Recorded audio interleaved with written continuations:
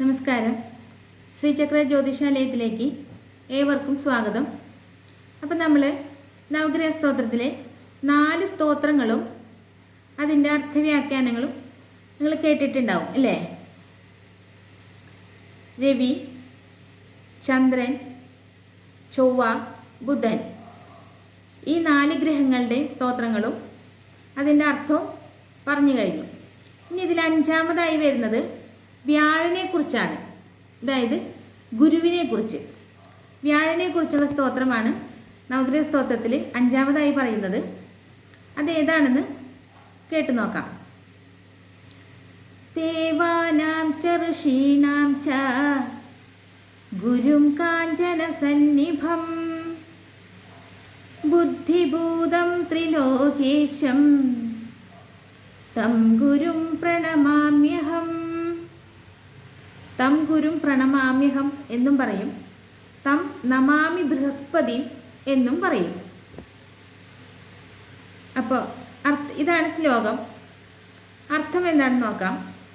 ദേവാനാം ച ഋഷീണാം ച ഗുരും കാഞ്ചന സന്നിഭം. അതായത് ദേവതകൾക്കും ഋഷികൾക്കും ആചാര്യനും, ദേവന്മാരുടെയും ഋഷികളുടെയും ആചാര്യനായിരിക്കുന്ന സ്വർണപ്രഭനും, സ്വർണപ്രഭൻ എന്ന് പറഞ്ഞാൽ സ്വർണത്തിൻ്റെ പ്രഭയുള്ളവൻ, ശോഭയുള്ളവൻ, സ്വർണ്ണ നിറത്തിലുള്ള അല്ലെങ്കിൽ സ്വർണപ്രഭയുള്ള, സ്വർണ്ണ നിറത്തിലുള്ള ഉള്ളവനും, ബുദ്ധിയിൽ ജനിച്ചവനും, ബുദ്ധിഭൂതം ത്രിലോകേശം, ബുദ്ധിയിൽ ജനിച്ചവനും ത്രിലോകത്തിന് നാഥനുമായ, ത്രിലോകം എന്ന് പറഞ്ഞാൽ 3 ലോകങ്ങൾക്കും നാഥനായ അല്ലയോ ബൃഹസ്പതി, ഞാൻ അങ്ങയെ നമസ്കരിക്കുന്നു.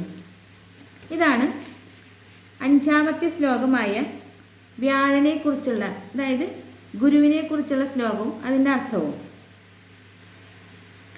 ഇപ്പോൾ ദേവാനാം ച ഋഷീണാം ച ഗുരും കാഞ്ചന സന്നിഭം ബുദ്ധിഭൂതം ത്രിലോകേശം തം നമാമി ബൃഹസ്പതി, അല്ലെങ്കിൽ തം ഗുരും പ്രണമാമ്യഹം എന്ന് വെച്ചാൽ ദേവന്മാർക്കും ഋഷിമാർക്കും ആചാര്യനായിരിക്കുന്ന, സ്വർണപ്രഭനായിരിക്കുന്ന, സ്വർണ്ണ നിറത്തോടുകൂടി, അതായത് സ്വർണത്തിൻ്റെ കാന്തി അത്രയും തേജസ്സുള്ളവനായ, ബുദ്ധിഭൂതം ബുദ്ധിയിൽ ജനിച്ചവനും,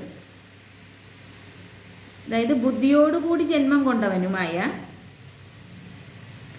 ജനിച്ചവനും ത്രിലോകത്തിനും നാഥനായിരിക്കുന്ന, അതായത് 3 ലോകങ്ങൾക്കും നാഥനായിരിക്കുന്ന ബൃഹസ്പതി, അല്ലയോ ഗുരുവേ, ഞാൻ അങ്ങയെ സാഷ്ടാംഗം പ്രണമിക്കുന്നു അല്ലെങ്കിൽ നമസ്കരിക്കുന്നു. ഇതാണ് 5-മത്തെ ശ്ലോകം. അതിൻ്റെ അർത്ഥം മനസ്സിലായി കാണുമെന്ന് വിചാരിക്കുന്നു. എന്തെങ്കിലും സംശയങ്ങളൊക്കെ ഉണ്ടെങ്കിൽ കമൻ്റായിട്ട് രേഖപ്പെടുത്താം, അല്ലെങ്കിൽ പേഴ്സണലായിട്ട് മെസ്സേജ് ഇടാം. വിരോധമൊന്നുമില്ല. നിങ്ങളെപ്പോലെ സാധാരണക്കാരിയായ ഒരാൾ തന്നെയാണ്. എന്തെങ്കിലും തെറ്റോ കുറ്റങ്ങളൊക്കെ ഉണ്ടെങ്കിൽ ക്ഷമിക്കുക. അപ്പോൾ അടുത്തൊരു വീഡിയോ ആയിട്ട് വരുന്നവരെ നന്ദി, നമസ്കാരം.